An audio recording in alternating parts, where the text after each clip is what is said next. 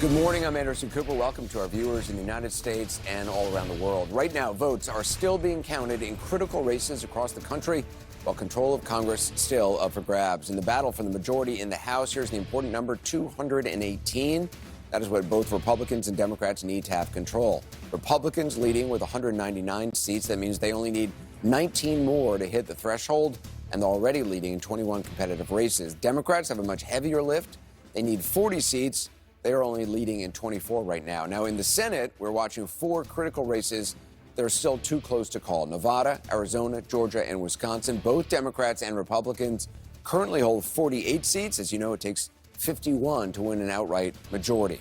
We have reporters, correspondents spread out across the country monitoring the closest races. In Nevada, incumbent Democrat Catherine Cortez Masto is in a virtual toss-up with the Republican Adam Laxalt, who helped former President Trump in his efforts to overturn the 2020 results in that state. Now, we are still waiting on an estimated 20% of votes to be reported in Nevada. Seeing as Rosa Flores joins us now live from Las Vegas. Still very early there. What is the latest?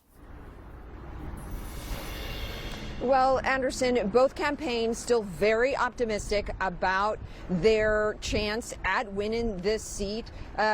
As you mentioned, the incumbent Senator Catherine Cortez Masto, an endangered Democrat, probably one of the most endangered Democrats in the Senate. Her challenger, Adam Laxalt, they were both campaigning to the very last second yesterday, and then they were even tweeting out, asking their supporters to get in line, to make sure that they were in line at 7 p.m. Pacific, to make sure that their vote counted. Both of them very optimistic, giving this speech, both saying that they could win, both feeling confident about winning. Take a listen. Our positive energy got us to where we are today, and we are going to make sure that positive energy continues to flow this week. We are going to get this done. We're confident that the numbers are there, and we're going to win this race. We're going to take back Nevada and take back America. And Anderson, this midterm election here in Nevada is like no other. In 2020, Nevada went into a universal vote mail ballot. And what that means is that every registered voter, all 1.8 million, unless they opted out, got a ballot in the mail. And so long as they postmarked their ballot yesterday, it could get counted up to Saturday. And so we don't know how many of those ballots were put in the mail yesterday, Anderson, but we know that they're going to be counted. They're going to be counted until Saturday, and that's how democracy works here in Nevada. Yep. Rosa Flores, thanks so much. Appreciate it. In Arizona, 2 Trump-backed Republicans are trailing their Democratic opponents. Blake Masters is behind incumbent Mark Kelly by at least 6 points in the race for Senate. Race for governor, that is a lot closer. CNN senior national correspondent Sarah Seidner is live in Phoenix at the Maricopa County Election Center. Sarah, when do we expect more results? Look, they have approximately 300,000 votes left to be counted, and this process takes a long time because here in Arizona they're verifying every single signature, and we were just told by the Maricopa County Elections Tabulation Center that they are about to start that verification process yet again. They have been, up all night trying to count all of these ballots that have come in. A lot of this state and a lot of this county, which is the most populous county, votes by mail or votes early. And so a lot of the count has happened. About 60 to 70% of the count has already happened, but they do have about 30% to go. And that includes about those 300,000 ballots. Many of those were mailed in, but they received them by Tuesday. So that is what's happening just in the building behind me. They are starting that verification process, and we'll know more very, very, very soon. I do want to mention that, you talked about the candidates that are up for election, and 3 of the candidates in these really big races, Secretary of State, the governor's race, and the Senate race. 3 of the Republicans in those races are election deniers, and so people are really watching this race, and 2 of them backed by President Trump. People are really watching this to see what is going to happen with the Republican Party, and if Donald Trump had any kind of influence, whether good or bad. The Republicans are looking at this and saying if they see that the majority of independents, and that is the majority of voters here, if they see that this goes to the Democrats, they will know that the independents made a decision and decided to go Democrat. But we have to wait and see what the count is. Anderson? Yeah, we'll be watching closely. Sir Seidner, appreciate it. The contentious Senate race in Georgia could very well be headed for a runoff. Incumbent Raphael Warnock, who flipped his seat blue for the first time in 15 years, is leading Trump-backed former football star Herschel Walker, but by the thinnest of margins right now. CNN Chief National Affairs Correspondent Jeff Zeleny is live for us in Marietta, Georgia. The governor's race was called for the incumbent, Brian Kemp. What's the latest on the Senate race? Well, Anderson, to understand the difference here between that governor's race and the Senate race is really essential because Governor Brian Kemp, as you said, won pretty easily, at least by today's standards, over Democrat Stacey Abrams. But Herschel Walker underperformed really across the state, but particularly in the suburbs, like here in Cobb County, just north of Atlanta and other suburbs. So the state of play this morning is both campaigns are preparing for a runoff. That has not officially been called yet by the Secretary of State's office, but election officials, of course, have been bracing for this and preparing for this runoff, which would be December 6th. So, there's no question that 18,000 votes separate Raphael Warnock and Herschel Walker. But last night, actually early this morning, as they addressed their supporters, they asked for just a little more time and patience. Take a listen. But whether it's later tonight or tomorrow or 4 weeks from now, we will hear from the people of Georgia. If you can hang in there a little bit longer, just hang in there a little bit longer, because something good, it takes a while for it to get better. And it's going to get better.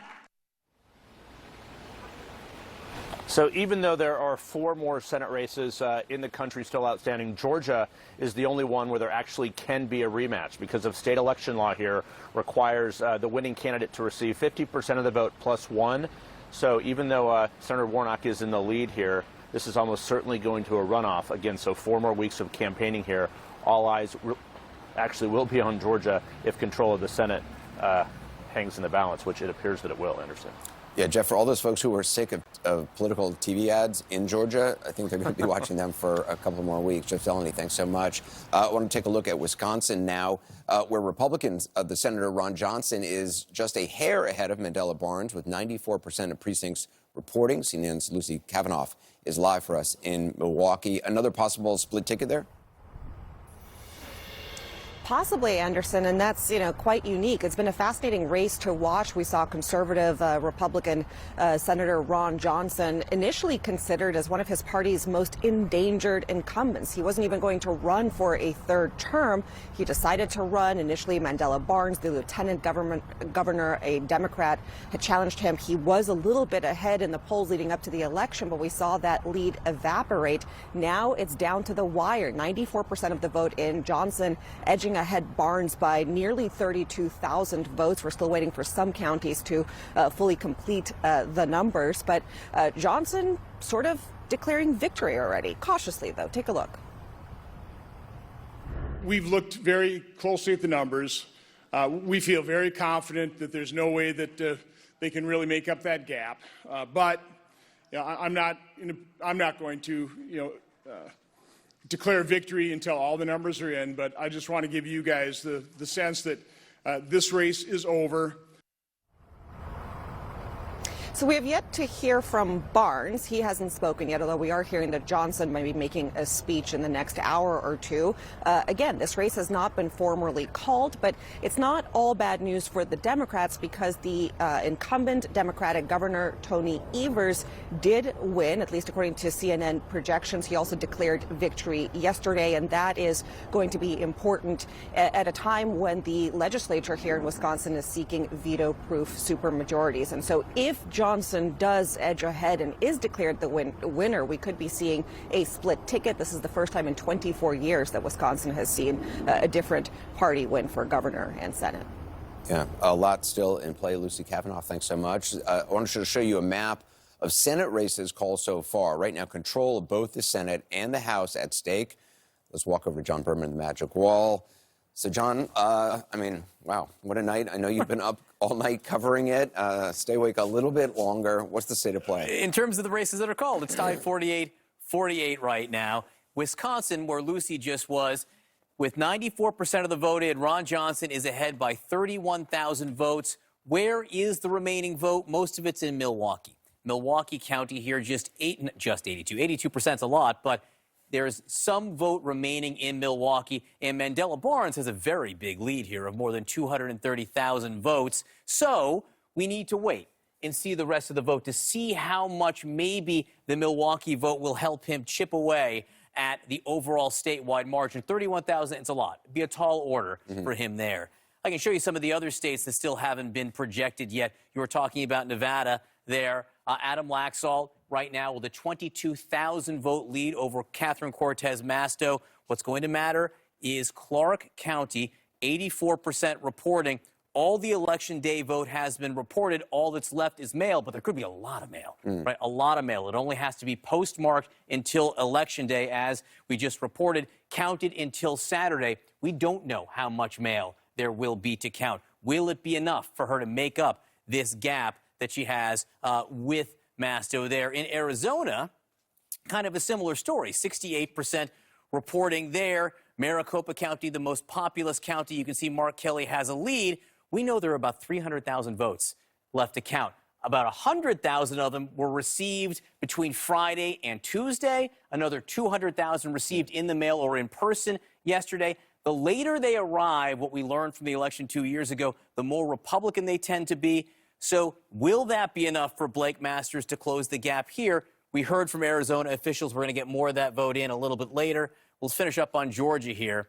You can see in Georgia, Raphael Warnock with 49% of the vote. The key number for him, though, is 50. If no one gets to 50, there'll be a runoff, as you say, which means 4 weeks more of television advertising, as you note. The campaigns are both preparing for that runoff. The Secretary of State's office says they expect there to be a runoff there. Why does that matter? Well, let me show you again where people are ahead here right now in those 4 states. Imagine that Georgia here is blocked off. That would be 49 for the Democrats and 50 for the Republicans. So, you know, if we put our hand over Georgia, they would need that. They would need Raphael Warnock to win that runoff to give them the 50 votes, which would mean that Kamala Harris would break a tie in the U.S. Senate. That's why it could all come down to Georgia. However, a lot still depends on Nevada and Arizona as well. What a fascinating, fascinating morning.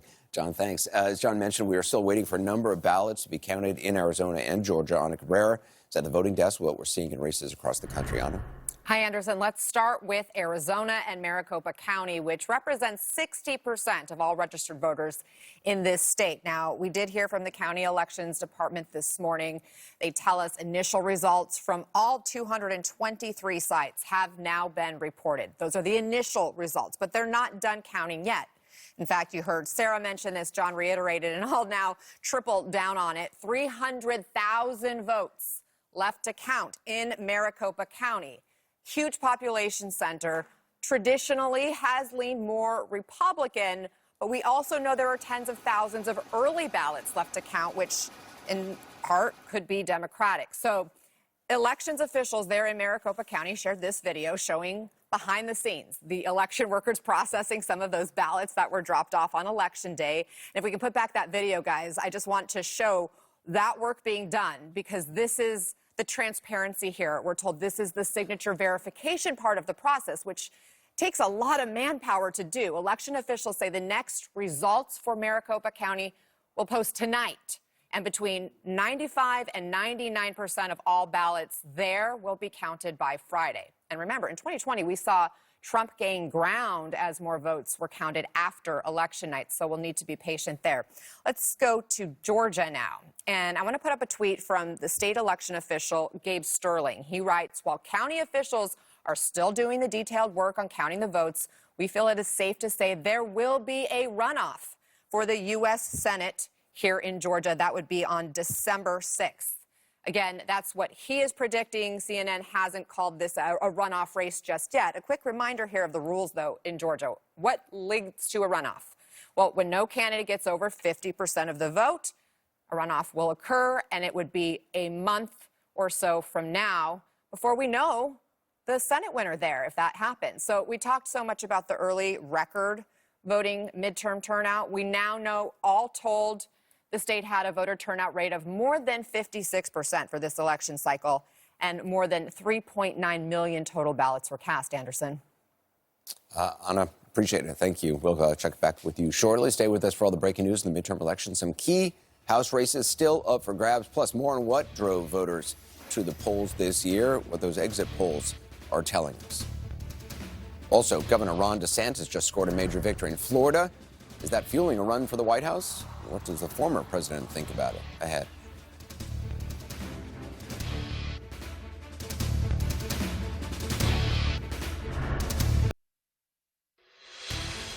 Welcome back. Control of Congress on the line as we await more results in key House races. Some surprising storylines emerging in Virginia. Another January 6th committee member is out. Democrat Elaine Luria defeated by Republican Jen Kiggins. In New York, the Democrat in charge of House campaigns in danger of losing his own campaign, Congressman Patrick Maloney, narrowly trailing his GOP challenger. And then in Colorado, a hardline pro-Trump Republican on the ropes, Congresswoman Lauren Boebert behind by a few thousand votes right now.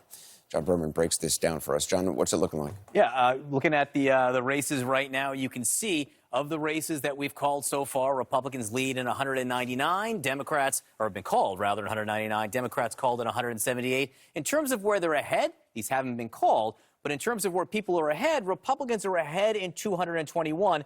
This would give them the majority, right? But obviously a much smaller majority than anyone had projected leading in, and certainly that Kevin McCarthy had hoped for going in. Let's look at what some of the uncalled races are, and there may be some surprises here. Let's look at Colorado's 3rd Congressional District. The incumbent is Republican Lauren Boebert. You may know of Lauren Boebert as an extreme conservative, election-denying, gun-loving member of Congress there. She's trailing by almost 3,500 votes with 90% reporting right now. There is still more vote to count, but Democrats would love to pick up this seat just for the symbolic value.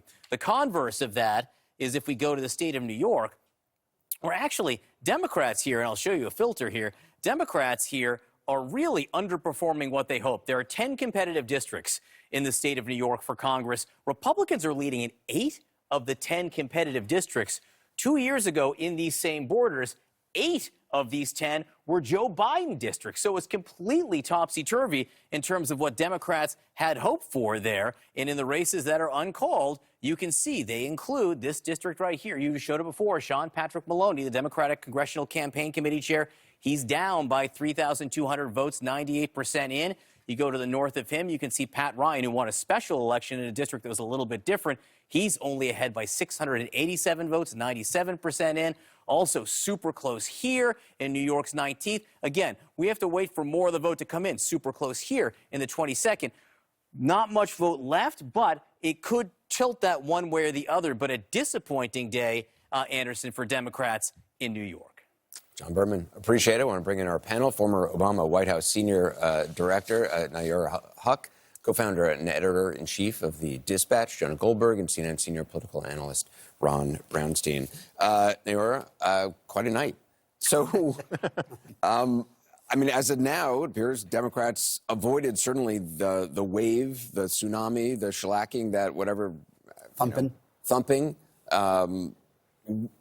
Did this happen because of Biden, despite Biden? What does the White House do now? Well, the White House is certainly giddy from all reports because they were not expecting that Democrats would hold as strong as they are. Now, it's not a clear majority for either party right now, but Democrats ran local races, and all politics is local, whereas on the Republican side, the Trump nominees were trying to ally themselves with Trumpism and MAGAism. Democrats managed to make national issues like inflation and abortion, local economic issues, and they managed to distance themselves from the politics figures and make it highly localized. One of the things we also saw because of that, particularly in Pennsylvania and in Wisconsin, was youth voter turnout. In Wisconsin, 350% more young people voted this year than the last midterm. For Fetterman, under the age of 45, voters overwhelmingly turned out for Fetterman, a candidate who is unapologetically progressive, campaigned on marijuana legalization.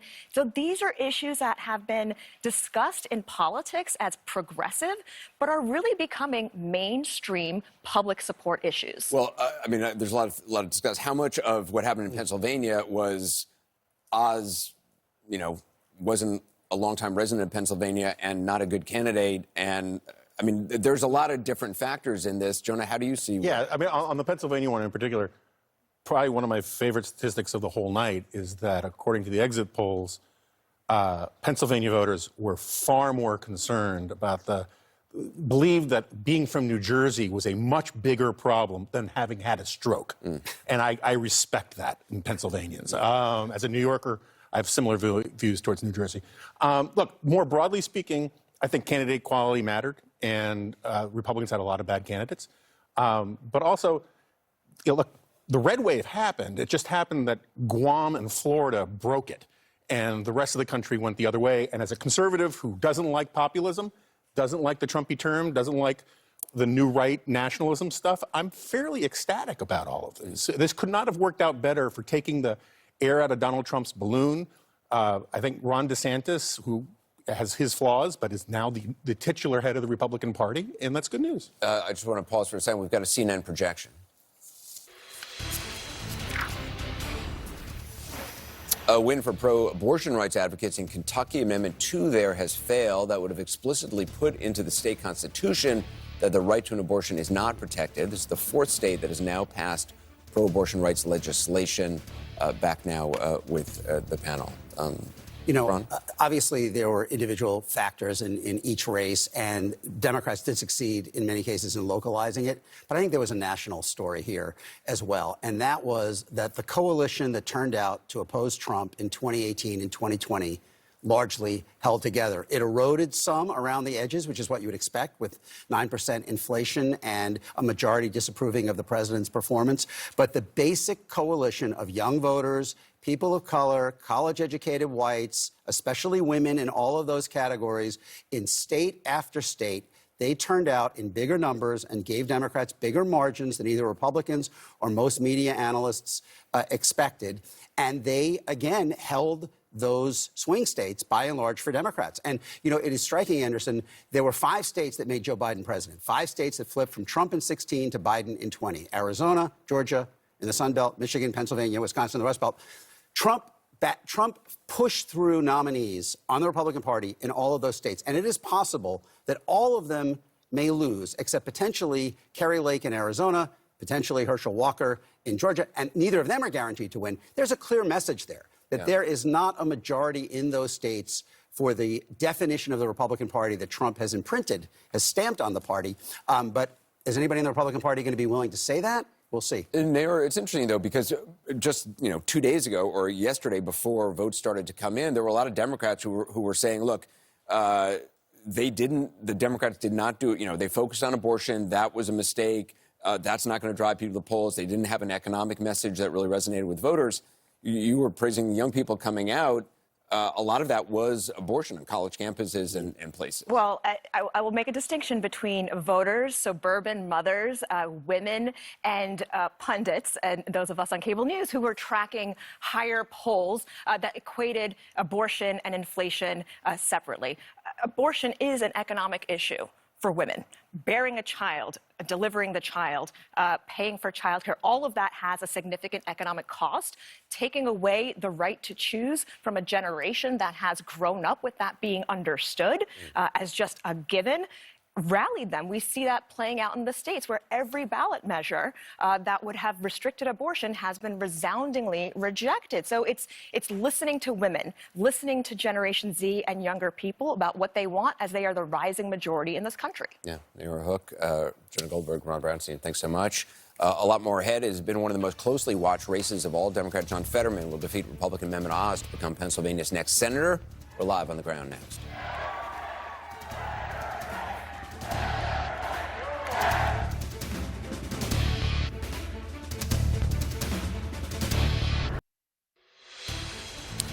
There are key races that are still too close to call, but Democrats have managed to avoid the crushing red wave that many had feared. For Democrats, no stakes were higher than the Senate race in Pennsylvania. The Democrat John Fetterman defeated Mehmet Oz and flipped the seat from Republican hands. CNN's Jessica Dean joins us now in Pittsburgh. What are you hearing from the Fetterman camp?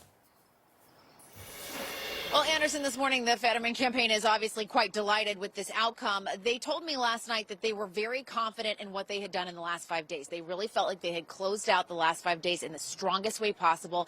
They actually pointed to that endorsement from Oprah Winfrey as helping them with suburban women. That's a target demographic. I'll come right back to that because it played in last night.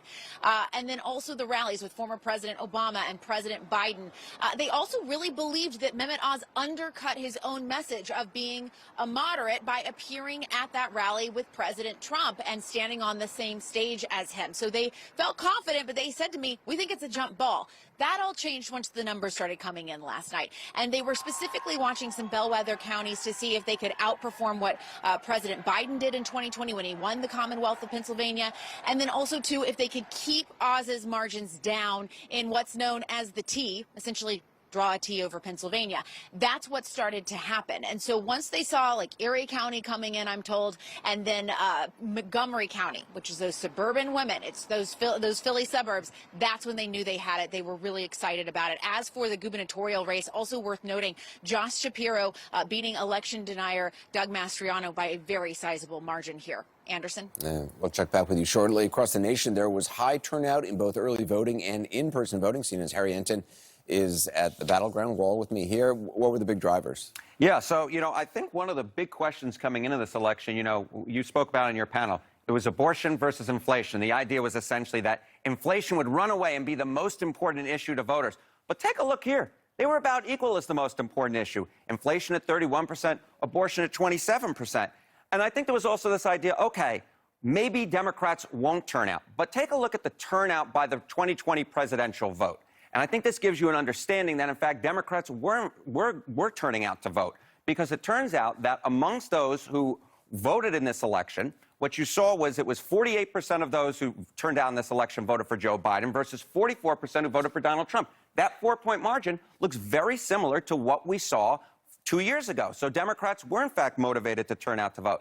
Now, I think there's also this question of Joe Biden. How much was Joe Biden a drag on Democrats? So if we look at the exit poll, what you see is Joe Biden was not a popular guy. His unfavorable rating was at 56%. Just 41% of voters who voted yesterday said they had a favorable opinion of Joe Biden nationally. And let's look at those who said they had an unfavorable rating. How did they vote? Well, they voted overwhelmingly Republican. Look at that margin, 85% to 14%. And I want you to keep that in mind when we think about the former president, Donald Trump. How much of a motivator was he? Well, he was actually more unpopular than Joe Biden. Look at that, a 39% favorable rating to just a 58% unfavorable. 58% unfavorable. That is huge. And look at those who had an unfavorable view of Donald Trump. How did they vote? They voted overwhelmingly for Democratic candidates, 77% to 20%. So it was basically this canceling out, right, where both Joe Biden and Donald Trump were disliked, and they were pretty much equal in the minds of voters, and that's why I think Democrats held their own yesterday, Anderson. Harry Enton, appreciate it. Florida you. Governor Ron DeSantis is mulling a 2024 run. Did his big win last night just give him a perfect launch pad? Our panel tackles this one next.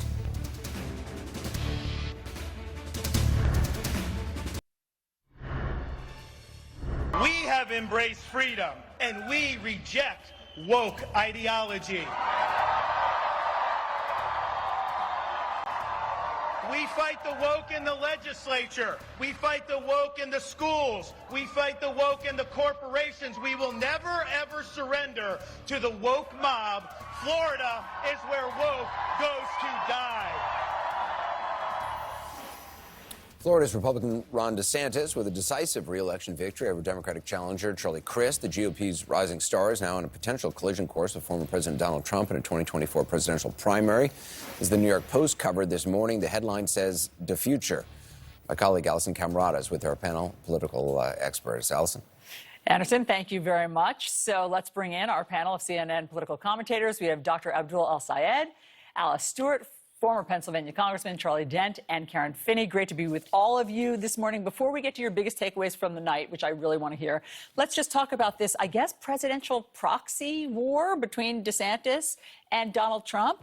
Your thoughts, Charlie? Well, if Donald Trump could take one back right now, he would take back his endorsement of Ron DeSantis over Adam Putnam in the 2018 Florida gubernatorial primary, where Putnam was going to win, and he was a very popular ag commissioner, former congressman, and then Trump went in and endorsed DeSantis. Well, guess what? You reap what you sow, and now DeSantis is ascendant with his overpowering victory last night, and Trump is in bad shape. I will put money on one thing that Donald Trump will not take back, and that is DeSanctimonious. I think we're going to hear that over and over, the new nickname he has for DeSantis. Look, DeSantis is doing well in terms of his prospects for 2024 for several reasons. One, he has been a proven leader in Florida, financially as well as when it comes to... And does that translate nationally, Alice? Because, or is Florida its own biosphere? It does translate because this gives him something to tout as he's traveling around the country. But he is a proven leader on financial matters, as well as when Hurricane came through, he was an extremely effective leader. He's a great fundraiser, and he has risen to the status of receiving a nickname from Donald Trump. And that right there shows you're a threat. And we showed a static poll last night, a head-to-head of him and Trump, and he is right up there with Trump, just ahead of voters in Florida. But if you look at the bigger picture, Real Clear Politics has been tracking this for several months. Donald Trump, in the last 3 months, his poll numbers in terms of head-to-head with DeSantis have gone down 5 points, and DeSantis has gone up. So you look at the trend, that's not the trend that Trump wants. Before I get to you, Karen, let me just show you exit polls from last night. These are Florida voters. Want Trump to run for president in 2024? No, 65% versus yes, 33%. Want DeSantis to run for president in 2024? No, 53%, and yes, 45%. That may be because Floridians want him to stay as their governor. Okay, your thoughts? Well, I think if you look, though, across the country, what happened last night in terms of Americans pushing back on extremism, pushing back on a lot of the kind of rhetoric, frankly, that we've heard from DeSantis and candidates like him. He's probably a fantastic primary Republican presidential candidate. I do not think that woke message is going to work across the country. And I think Americans are saying we don't want extremism. I also just want to pick up on the fact that, DeSantis may have won in Florida, but Donald Trump lost around the country. This is a resounding loss for him. And obviously, he's going to try and spin it. He's going to argue that Trump never loses, despite the fact that he clearly lost in 2020. But you have to look across different ballots, whether you're talking about Oz in Pennsylvania or Mastriano or Bolduc. There are so many Trump-endorsed candidates that are either have lost or are looking to be losers. Did you hear what Donald Trump said last night about his endorsed candidates? Let's just play that very quickly about whether or not he won or he lost. I think if they win, I should get all the credit, and if they lose, I should not be blamed at all. In vintage Donald Trump. If you learned anything about last night, yes, it was a terrible night for Trump, but the party really must moderate in tone and in substance. Is that your biggest takeaway from Trump last night? It is a takeaway, but on the abortion issue, clearly a big issue. The party needs to moderate on that issue. It just does. They're on the wrong side by a big margin, especially with those most extreme laws. That's a problem for them. In tone, this election denial, which Republicans did all right last night? Oh, people like Tom Kaine Jr. in New Jersey. Very mainstream, very moderate. He's certainly not crazy. He's a sensible guy. He did well. People like that. But the deniers, the people who are out on the edge, Lauren Boebert's on the cusp right now. These are the ones who struggled. So they need to get back to more mainstream, acceptable candidates who do not offend the public. Karen, quickly, your biggest surprise or takeaway? I told you I was going to give you my little happy dance. Look, reproductive freedom. And I'm on the board of NARAL Pro-Choice America. We have been tracking this for 2 years. 8 in 10 Americans support Roe v. Wade. And I think we saw, what did the Dobbs decision do? It mobilized people to get out and vote, to register, frankly. We saw women turning out in very high numbers. Look at what happened in that ballot initiative in Kentucky, where, that went down, where we saw Michigan following in suit of Kansas. So I think it's about freedom. That's the other thing I think Republicans don't understand. It's not just about the medical procedure, but you're telling women you have less rights. And we just won't stand for that anymore, ever again. Go ahead, Alice. I was thrilled to see the huge Gen Z turnout. Working with the Harvard Youth Poll, they've been tracking this. And in the last election, Gen Z got involved because they were really big on climate change and other issues. With abortion, they got more involved. They appreciated seeing that their involvement makes a difference. And they were up D+23 with the Gen Z generation. And it's fascinating to see them get engaged. They were voting for climate change, on abortion, and even President Biden's repaying college debt was a big factor in getting them out. So I'm just thrilled to see the young generation get out. Abdul, your biggest takeaway from that? I want to pick up on that and just say democracy was on the ballot, and democracy won. And it turns out that the best way to save democracy is more democracy. And that, I think, should be really heartening to a lot of us. You saw a lot of split-ticket voting where folks were saying, you know, I like a little bit of this and a little bit of that. And it reminds us that we are not as polarized as a lot of the narratives say we are. And I also want to say that, you know, a lot of the preconceived notions of what the middle looks like, I think got busted. You look at John Fetterman, who's not supposed to win statewide in a state like Pennsylvania, who's clearly a progressive, who clearly believes in Medicare for all, and he won. And so it says a lot about the way that the narrative might just not be right, and I think we got to spend a lot more time in the communities with folks who have very nuanced, diverse opinions that don't always fit our narratives. I really appreciate you saying that, because I, too, think that people are not as extreme as they're often depicted, and people are cobbling together their own platform. There's no party that matches that, and so they cobble it together. All right, we have so much more to talk about, including how the election deniers did. Meanwhile, President Biden is expected to address the midterm election results in some form today after he seemed to avoid the Democratic purge that many in his party had feared. We are live at the White House next.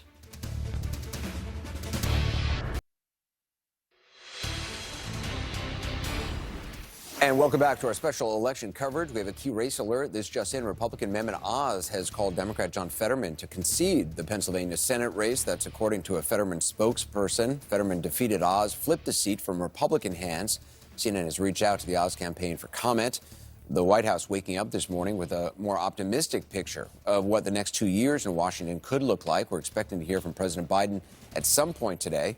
CNN's MJ Lee joins us now from the White House. So control of Congress still up in the air right now. What's the latest?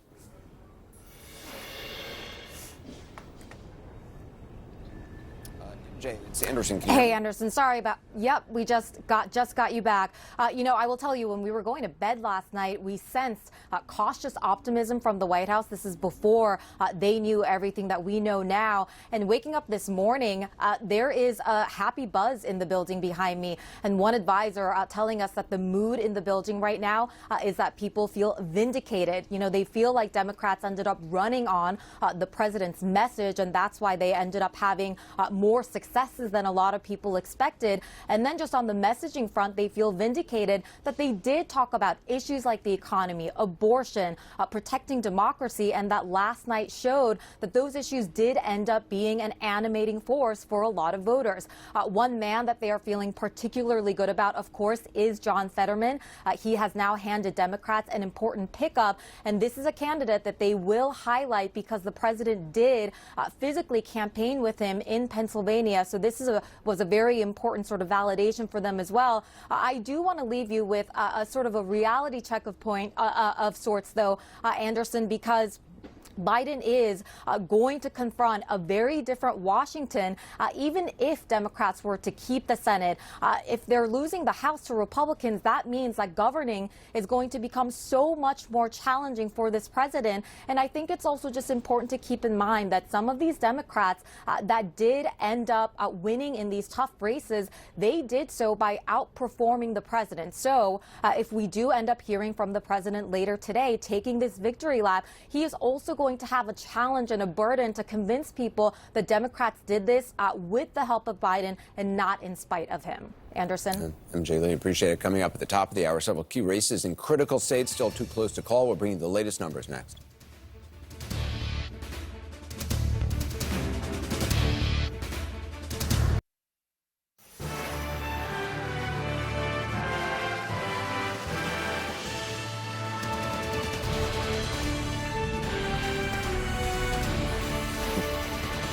It is the top of the hour. I'm Anderson Cooper. Thanks for joining us. Welcome to our viewers in the United States and around the world. Right now, control of Congress still in limbo while votes are still being counted in key races across the nation.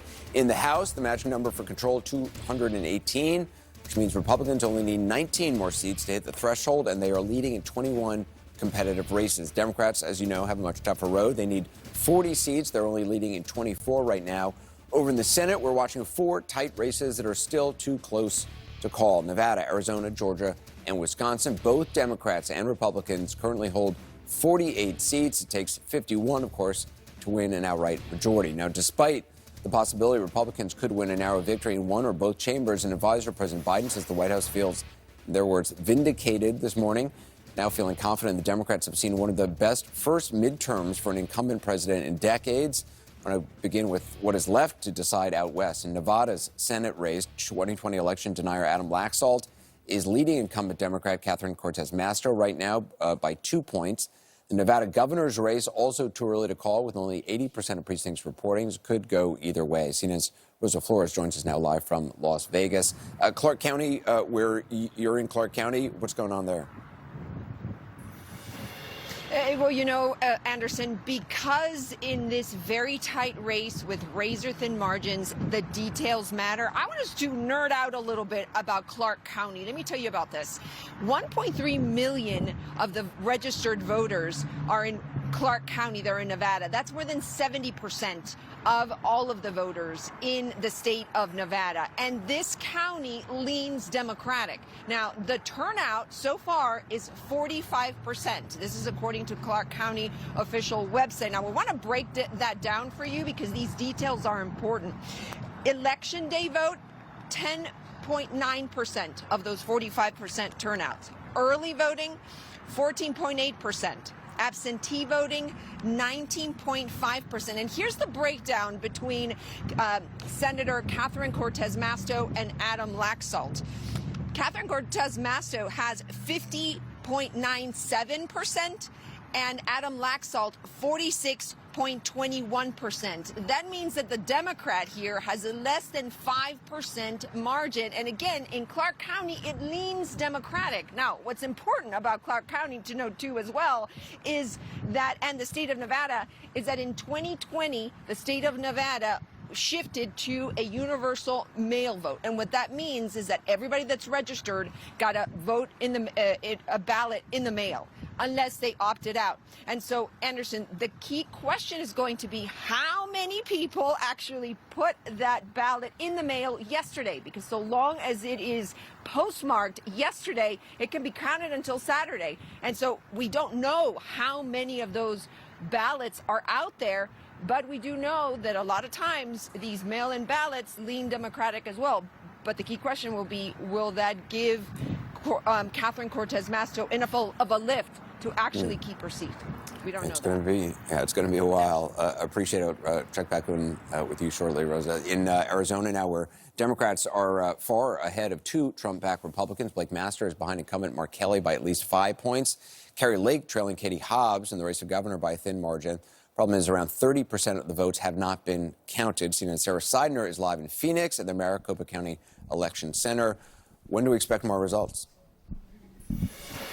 Anderson, you're on the money with the numbers right now. We're about 70% counted. There are still about 300,000 votes that have not been counted, and those are people that dropped off mail-in votes yesterday on Election Day, and about 90,000 that were dropped off on Friday. And so I want to just give you a look, because the verification of signatures, which you have to do by law here, is happening right now in what we like to call the belly of the vault, which you cannot see, but what you can see, and I'm just going to move out of the way here. There are people showing up.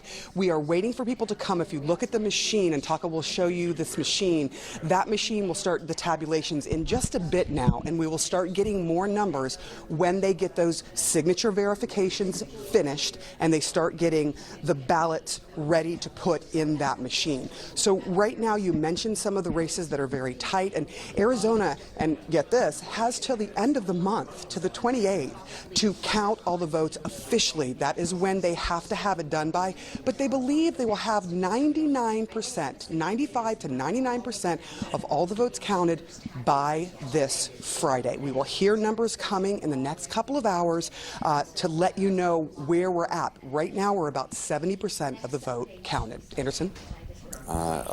Friday. So they're saying Friday they should have the majority of the votes counted. Absolutely, that they are on track for that. They said 95 to 99%, which will really give you an idea of who won these races, unless it is razor thin. But ultimately, officially, they have to the end of the month to make sure that they have everything counted, done, and in. But that's what the law says. They hope to have everything really put together by Friday. And have we heard anything more today from either the Kari Lake campaign or Katie Hobbs's campaign? You know, all along, Kari Lake has been saying that there's fraud, there's something going wrong with the elections, and there have been some problems. Those problems have been fixed. There were problems with the printers. They have printers at every single one of these voting centers. There are 223 of them, and those printers can print out 12,000 different ballots. They are linked directly with the voter. Some of those printers were problematic. They didn't have dark enough ink, and so the county said, look, that happened in about 20% of the voting places. They fixed the issue, but they are saying every single vote, no matter what, will be counted. But she has lobbed onto that and is already starting to talk about what she says is an unfair election. We'll see what happens. Katie Hobbs is happy with the results so far and happy with the election as it is. Yeah. Sarah Seidner, sorry, we had a crosstalk. Appreciate it. Thanks so much. We'll check in with you shortly. We've got a CNN projection. Democrat Laura Kelly has won re-election for governor in Kansas. Her Republican opponent supported the 2022 failed state constitutional amendment to take away the right to an abortion. Let's take a look at the numbers. Here's where we stand on governorships across the country. Even with the Nevada and Arizona results coming in, there's a chance it could be another month until we know which party controls the Senate, thanks to Georgia. Let's check in with John here at the Magic Wall. What are you looking at? Sorry, you just were talking about Kansas. We just called this race for Laura Kelly. She is an incumbent Democratic governor in a Republican state. She's leading right now, not even by 2 percentage points, but we project she'll win. How Republican is it? Let's go back 2 years and look what Donald Trump did there. Donald Trump won the state by 15 points, yet you have this Democratic governor who seems to be doing well there. The reason, largely for her continued success there, has to do with Johnson County, where we see Kansas City. She's got big numbers up there. She's able to stretch her lead. So interested to see Laura Kelly winning there. Let's look back at the Senate, not in Kansas, if we will. Let's focus on Arizona. We just heard Sarah Seidner there. You see Mark Kelly, who's got a lead of 5 points with 69% in. And you can see that's dropped a little bit. Just it in the last has couple dropped hours. a little since we've been on an 89,000 vote lead. You might be thinking 89,000 votes, 70% in. That seems like a lot. Well, I don't know. Maybe not. Let's look at history. I'm going to write this down. 69%, D plus 5, okay? That's right now. Let's look back to the presidential race 2 years ago and put the clock on, okay? The first votes that came in, when the first votes came in, there were already 72% reporting. And Joe Biden had nearly a 10-point lead. So his 72% reporting, his lead was higher than where Mark Kelly's is in terms of percentage. That was Tuesday. Wednesday at 5 a.m., you can see Joe Biden's lead shrinking from 200,000 to 130,000. By Wednesday at noon, down to 93,000 in Arizona. By Thursday, down to 68,000. You keep going. Sunday, down to 18,000. They're still counting. Tuesday, down to 14,000, ultimately ended up about 11,000. So this lead that you see right now for Mark Kelly, and we'll go back to that so you can see, it absolutely can shrink. The question is, does he have enough pad right now to weather what should be the Republican Blake Masters closing that gap somewhat quickly? Let me just look at Nevada. A little bit of a different situation there. In Arizona, all the ballots are in that are going to be counted. Nevada, a very different story. You can see here Clark County again, where the margins are a little bit closer. Catherine Cortez Masto there. Only mail ballot left to count, but we don't know how much mail ballot will be counted in Nevada because it only has to be postmarked by yesterday. It can arrive today, tomorrow, the next day. Has to be counted by Saturday. We don't know how much mail ballot is out. So we don't know what the universe, the denominator, as Sanjay Gupta would say, the denominator is there, Anderson. All right. Tom Perman, appreciate it. Thanks. Democrats have scored a crucial victory in Pennsylvania Senate races. You know, John Fetterman defeated celebrity Dr. Mehmet Oz to capture an open seat currently held by the GOP. CNN's Harry Enton is at a battleground desk. What's your exit polling showing about Pennsylvania voters? Yeah, so the one thing that I think we think about Pennsylvania, it's a state that flipped, you know, from Barack Obama to Donald Trump. and then back, of course, to Joe Biden in 2020. And the reason that Donald Trump did so well for a Republican was because he did very well among white voters without a college degree, who make up the clear plurality of voters in Pennsylvania. I think there was this question, could John Fetterman, sort of with the outfits he wears and visiting all those rural areas that have a high number of white non-college educated voters, could he cut into the Republican margin? What was that margin among white non-college educated voters yesterday in Pennsylvania? You'll see that, in fact, what happened was that Fetterman lost among white non-college educated voters by 24 points. You say, okay, wow, Oz ran away with those voters. But, in fact, Donald Trump won among those voters 2 years ago by over 30 points. So it does seem like Fetterman was able to cut down on the margin. Then, of course, there was the issue of the campaigns, right, where Fetterman had his weaknesses and Oz had his weaknesses. The idea, of course, that Oz didn't live in the state for very long. And so the exit poll asked, has Oz lived in the state long enough to represent it effectively in the United States Senate? Look at this. Just 42% of Pennsylvania voters said that, in fact, he had lived in the state long enough to effectively serve in the Senate. The clear majority, 56%, said no. Now, of course, there was also the question over Fetterman's health. Was he healthy enough to actually serve following his stroke? Look at this. Unlike the situation with Oz, where the clear majority of voters didn't side with Oz, the clear plurality of voters here did side with Fetterman. 50% said that Fetterman's health was good enough to serve the state effectively in the United States Senate. Now, of course, there was also a gubernatorial race on the ballot, right? And there was this whole question with Doug Mastriano. He was, of course, an election denier, and he went around saying that the 2020 election was fraudulently decided, which, of course, we know is not true. Here's what we asked in our exit poll. Who do you trust to handle Pennsylvania elections? 51% of Pennsylvania voters said only Josh Shapiro, the Democratic candidate. And among that 51%, look at how they voted. They voted 99%, get this, 99% to 1. So Josh Shapiro was able to win this race solely on this issue.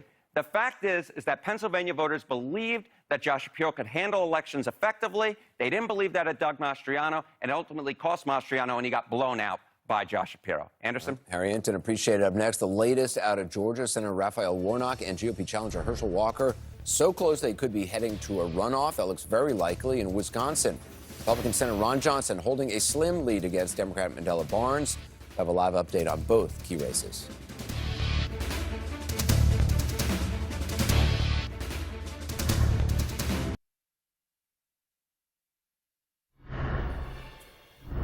Welcome back. We have a CNN projection. We are now able to call 3 House races in Michigan. The Democrat Hillary Scholten has won her race for the 3rd district, defeating Republican John Gibbs. That is a pickup for the Democrats. In Nebraska's 2nd district, Don Bacon, the GOP incumbent, has won re-election, holding that seat for Republicans. And in New York's 3rd district, George Santos, the Republican, wins, which is a pickup for the Republican Party. I want to go over to John Bertman at the Magic Wall.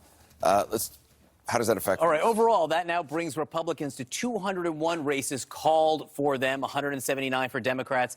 They need to get to 218. They're on their way slowly to getting that number. Let's look at some of these races. These 3 races are all a little bit different, and they're very interesting. Nebraska's 3rd congressional district is the area around Omaha. Don Bacon is the incumbent Republican. He won. People may know this district largely because of its nickname, which is Obamaha. The way that Nebraska apportions its electoral vote and presidential votes is by congressional district. And Barack Obama actually won what is largely this district in 2008. And Joe Biden won it this past election. It's a district that actually skews Democratic. Joe Biden won it by 6 points, but incumbent Republican Don Bacon has been able to hold on. Now, let's go to Long Island, the New York district that we just called right there. If New York wants to cooperate, often it doesn't.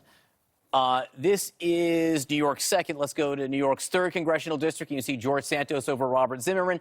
Again, what's most interesting here is this is a Democratic-leaning district. This is a district that 2 years ago, Joe Biden would have carried by a lot there 2 years ago. It's a district leaning 8 points or so now. And I want to pull out and show you what I think is the most interesting district of the ones that you just called there. It's Michigan's 3rd congressional district. This was a district that was very controversial in the primaries. Why? Because Democrats spent money indirectly propping up John Gibbs in the Republican primary against the incumbent, Peter Meyer, a Republican who voted to impeach Donald Trump, and also obviously was not in favor of overturning the election in any way. Democrats helped get this guy the Republican nomination because they thought he'd be an easier opponent for Hillary Scholten, and they were right. So Hillary Scholten wins this district, which largely coincides with the district that was held by the Republicans before, Anderson. John Berman, thanks so much. Wisconsin, one of 4 states where the Senate race is too close to call. Incumbent Ron Johnson, long been considered the GOP's most vulnerable senator, but he's regained momentum in recent weeks and is now holding a very narrow lead over Democrat Mandela Barnes. CNN's Lucy Kavanaugh is in Milwaukee. Are we any closer to having results? A slight bit closer, Anderson. Both the state's 2 largest counties, Dane County and Milwaukee County, are now at 100% in terms of early voting, mail-in ballots, as well as same-day voting ballots. Both are reliably blue. Republican Senator Ron Johnson, who's been seeking a 3rd term, was edging ahead of Lieutenant Governor Mandela Barnes last night, sounding pretty optimistic about his chances. Take a listen.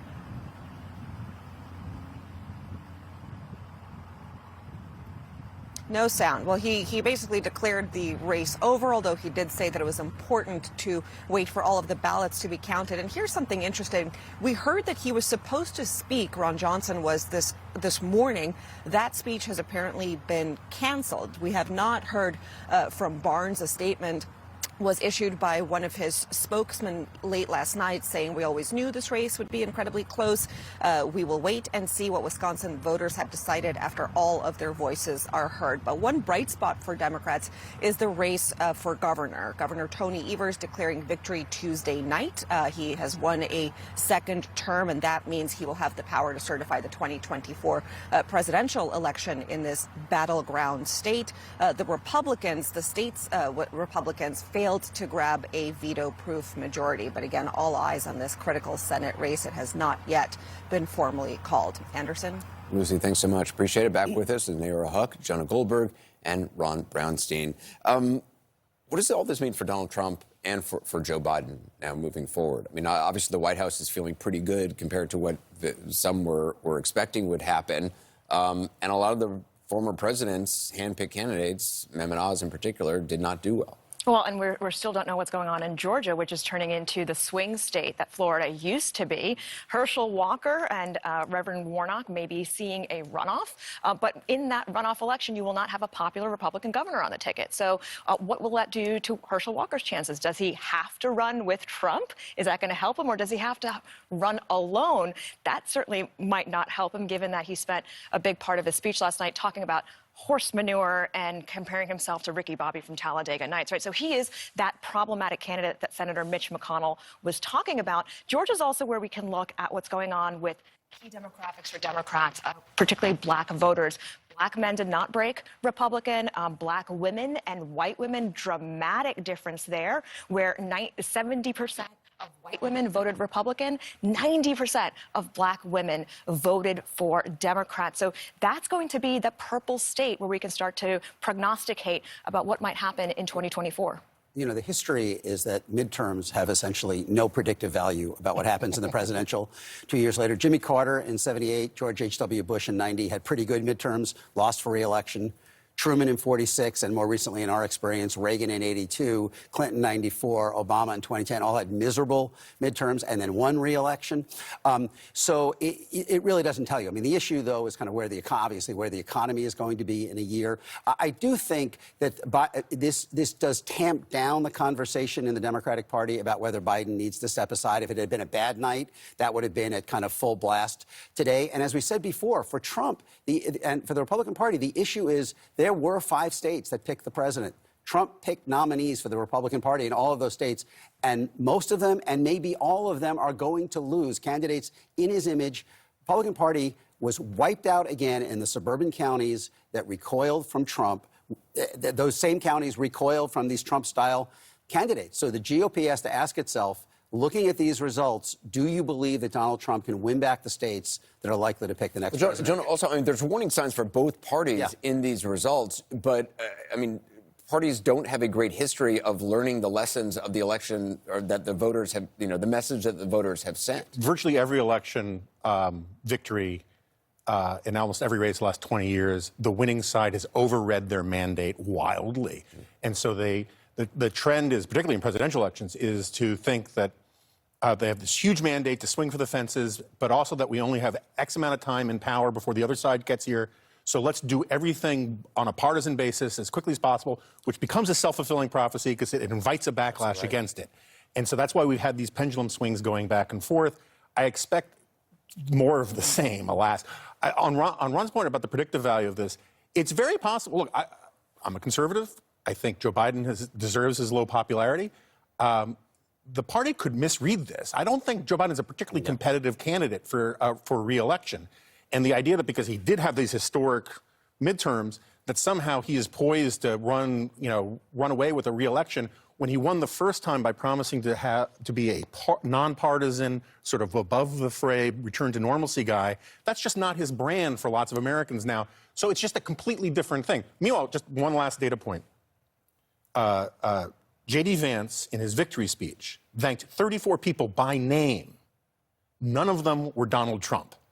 That gives you a sense that where even J.D. Vance, who owes his victory to Donald Trump, sees the party going. What is the chance that the White House will look at this and, the president will come out and say, you know what, be humble and come out and say, look, I hear voters who are concerned about inflation and crime, I get it, and, kind of reaching out to, there's a lot of people that could be reached out to.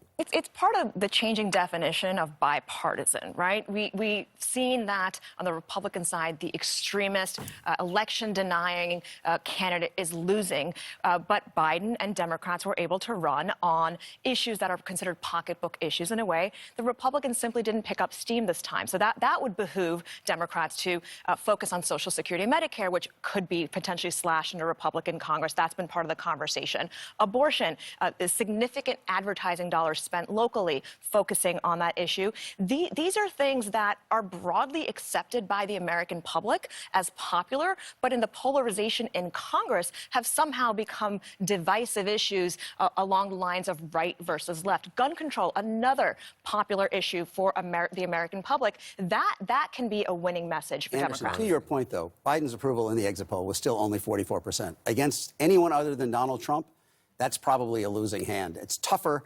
So clearly he has the need to broaden his coalition now. They've got to expect that the economy is going to do a lot of that work, but they would not be amiss to take the kind of advice you suggested in that question. What Biden had promised to be a bridge to the future, so this is not a guarantee that Biden has to continue in order to get support from Democrats. Good point. We're going to talk much more about the Ohio Senate win for J.D. Vance next, what it might mean for 2024. Former Governor John Kasich joins me live in moments.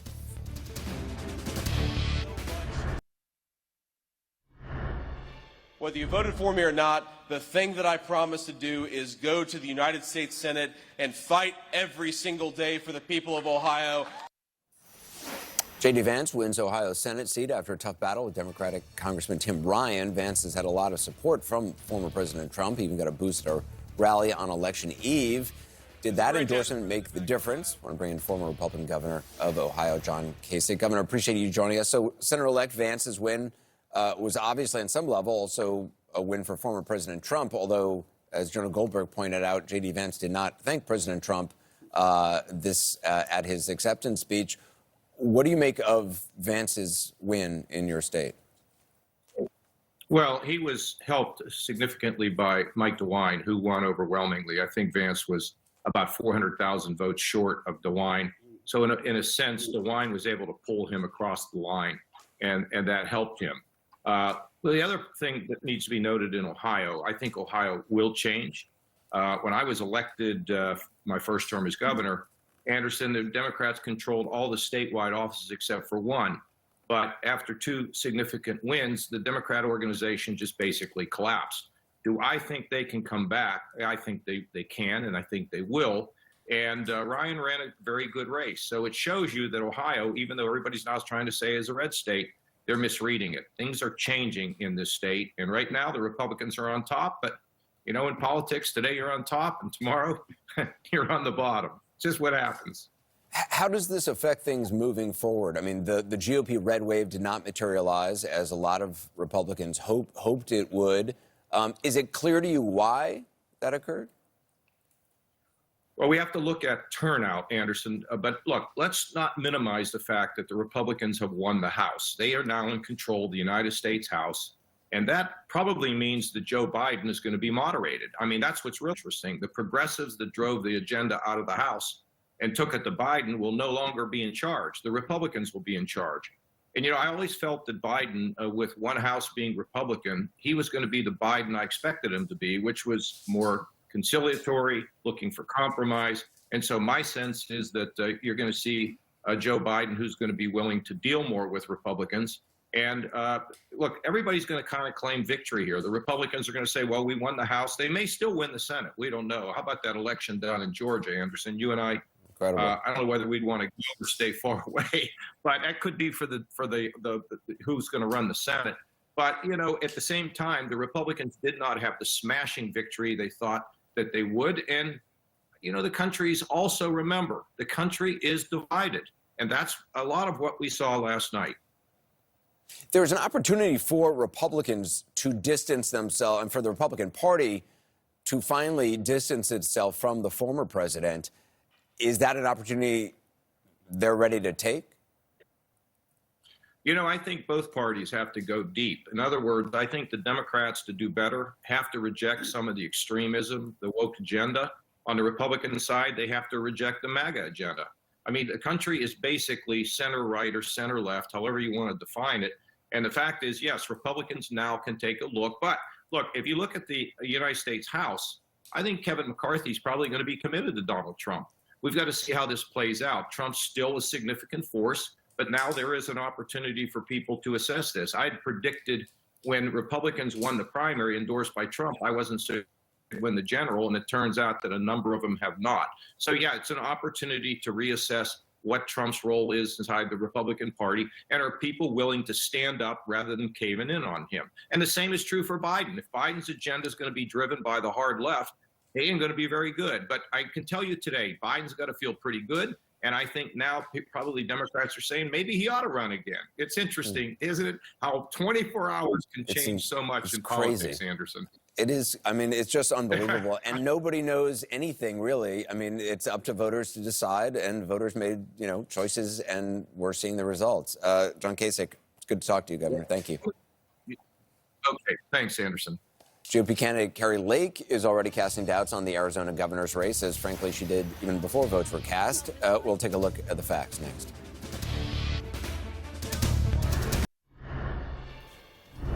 And welcome back to our special live coverage. We have several CNN projections to bring you. Brittany Peterson, the Democrat, has defeated her Republican opponent to become the representative for Colorado's 7th district. Also in North Carolina, Don Davis, a Democrat, has defeated Republican Sandy Smith. That's a hold for Democrats.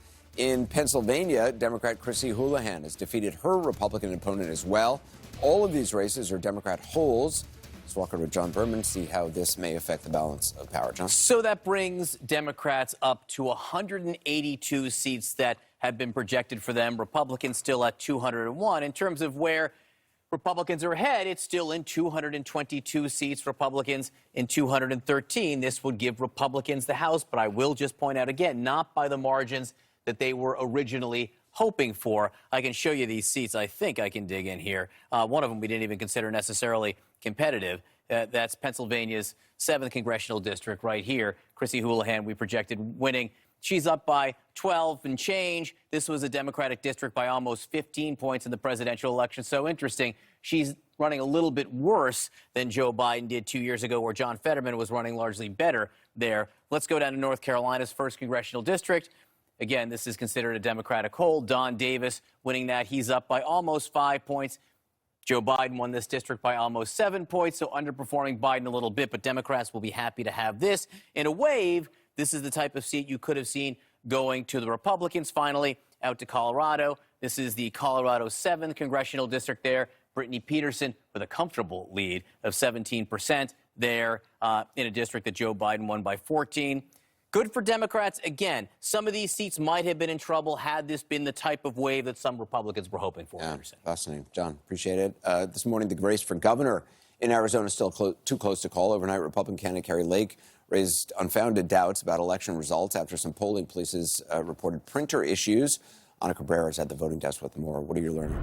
Anderson, there are hundreds of thousands of ballots left to count, some 300,000 still to be counted in just Maricopa County alone, we're told. And yet, as you point out, the Republican candidate for governor, Kari Lake, is already raising doubts about the election results. Take a listen.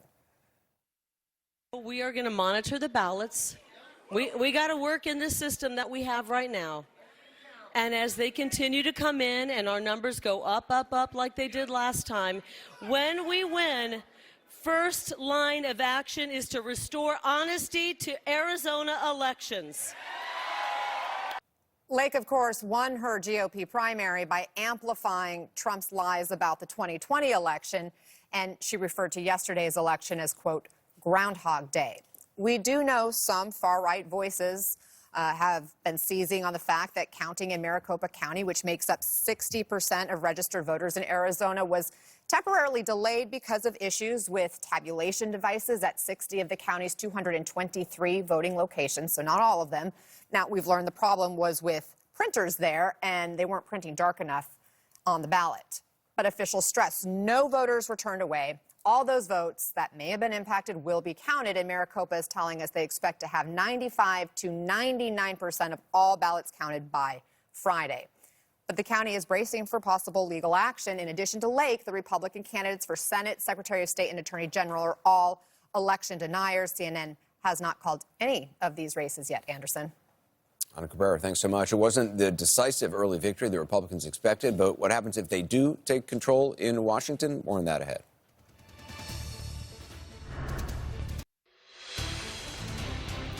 At this hour, control of the House is still up for grabs, with key races too close to call. This is not what top Republicans were expecting. You're out late, but when you wake up tomorrow, we will be in the majority and Nancy Pelosi will be in the minority. Yeah.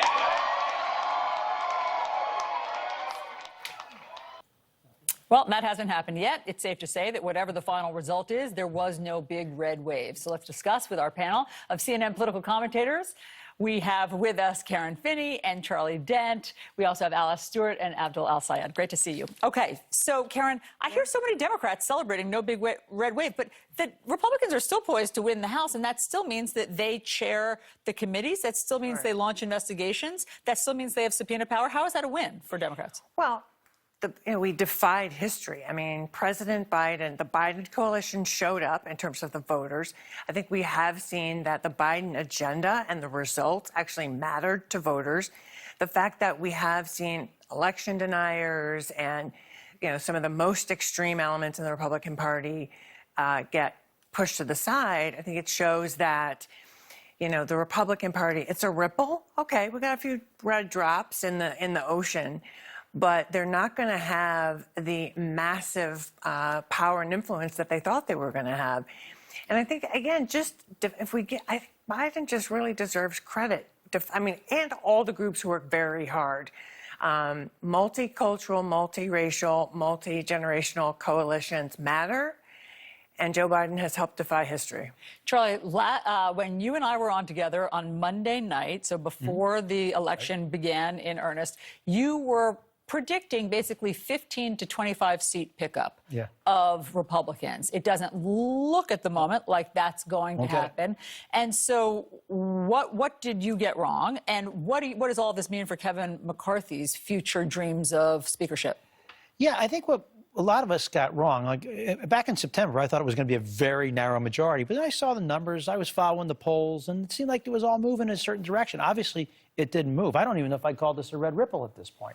It's almost like they battled toward a tie in the House. It looks like the Republicans might take the majority, but by a very slim margin. If you're Kevin McCarthy, you've got to be real nervous right now because he needs 218 Republican votes to become Speaker. And he's got a few wildcats there who may not be there to support him. And so I would have to think that and those folks are going to use their leverage and they're going to use it and they're going to torment him And they're going to have plenty of leverage now because they're only going to need a handful of people to obstruct whatever he wants to do. Yeah, really interesting. All right, we have a little bit of new information that we want to report right now. This is just into CNN. New York Congressman Patrick Maloney, chair of the House Democratic campaign arm, has conceded his race to Republican Mike Lawler. That's a state assemblyman from Rockland County. Maloney's spokesperson has confirmed the concession to CNN. That's interesting because he was head of the DCCC, as you know, and so he lost his race. I want to move on, though, because we were keeping such a close eye on the election deniers, because that affects all of us in the country. And so here are the ones who were running for governor who lost. So let me just put it up on the screen for everybody. For everybody from Doug Mastriano, Dan Cox of Maryland, Paul LePage of Maine, Lee Zeldin of New York, Jeff Deal of Massachusetts, Scott Jensen of Minnesota, Tim Michaels of Wisconsin, Tudor Dixon of Michigan, Heidi Ganal of Colorado. There are also a handful that won, but on balance, the election deniers did not win, which I think is a comfort to certainly people who believe in facts. Well, it's a comfort to people that believe in facts, and it's a signal to what people that believe what we need to do moving forward. I'm glad to see that people recognize election deniers really have no place in our politics, because what they are doing is they are basically ruining the credibility that people have in our wonderful election system. I never believed there was widespread voter fraud. I never believed we should have gone ahead with January 6th. And what voters have said is that we do have free and fair elections, and you're not the person I want to oversee this election. And again, it's most important. The other factor is people look at the election deniers as litigating past grievances of Donald Trump, litigating what he thought he was done wrong in the past. And they spent much of their time on the campaign trail litigating past grievances instead of talking about future issues that impact voters. And that's where they lost precious time looking at things that don't really impact people. And while they were out there talking about this affects me instead of ye, that's where they lost support. Now, I mean, there are still some who were running for Secretary of State, which, of course, oversees elections in some of the states, Alabama, Indiana, South Dakota, and Wyoming, and they are projected to win. Some of these people questioned Joe Biden. So I wouldn't say everybody's out of the woods, but I would still say, again, Abdul, on balance, democracy won this round. That's right. And think about the states you just mentioned. These aren't states where you're going to have contested elections. If you look at the state of Michigan, Gretchen Whitmer won, Jocelyn Benson won.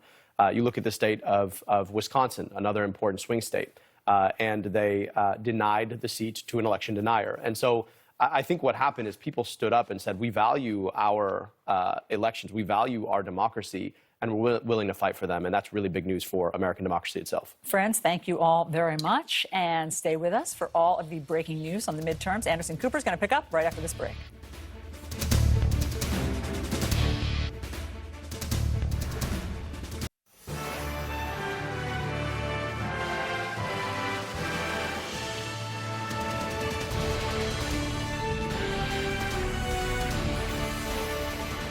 And welcome back. It is top of the hour. I'm Anderson Cooper. Thanks for joining us. Right now, votes are still being counted in hotly contested races across the United States. On the line, the balance of power in Washington and the future of President Biden's agenda for the next 2 years. The important number 218. That is what both Republicans and Democrats need to grab control of the House. And at this moment, Republicans increasingly looking poised to flip the lower chamber, needing fewer seats to hit the threshold. Both Democrats and Republicans lead the same number of competitive races at 20, but top Democratic leaders are expressing optimism this morning about their chances to hold on to the Senate. Now, right now, we're watching 4 tight races that are still too close to call: Nevada, Arizona, Georgia, and Wisconsin. Both Democrats and Republicans currently hold 48 seats. They need 51 for an outright majority. Also this morning, we're learning more about the mood inside the White House. Advisors to President Biden say there's a feeling of vindication after predictions about Republican red waves never materialized. The president is expected to speak this afternoon. We'll bring that to you live. I want to start with the Senate race in Nevada, where we are still waiting on an estimated 20% of votes to be reported. So a lot of votes still to be counted.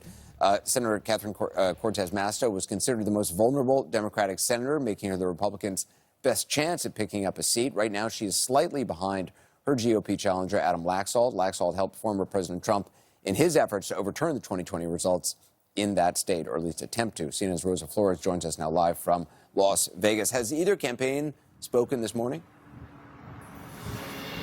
You know, they have not, Anderson. I've reached out to both of them, but I haven't heard back. What I can tell you is that they were tweeting yesterday, both campaigns, asking voters to go out to vote to the last minute, telling them that so long as they were in line, their ballot could be counted. They could cast that ballot. And then they went before their supporters, rooms filled with their supporters, and they both expressed confidence.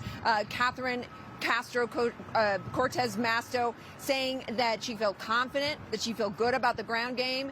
Adam Laxalt also saying that he could win. And actually overnight, he took the lead by a slim margin, but he took the lead. And that's exactly what we're expecting here in Nevada, for the margins to be razor thin. And that's exactly what we're seeing. Now, Nevada has gone since 2020 into a universal mail ballot. Anderson, what that means is that everybody gets a ballot, every registered voter, and now we just need to figure out how many of those ballots are out there, how many people actually put them in the mail yesterday, because they can be counted until Saturday.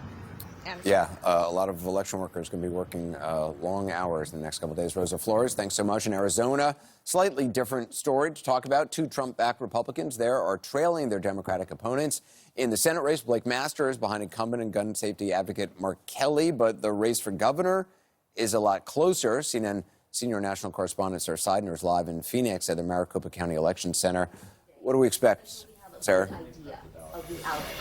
Look, we're at about 70% of the votes that have been counted. And as you just mentioned, you've got one very tight race in the governor's race, but you have some distance we're starting to see with the Democrat in the Senate race, which could, of course, flip the Senate. Now, let you see what's happening right now, because in just a few minutes, we are expecting them to start tabulations again.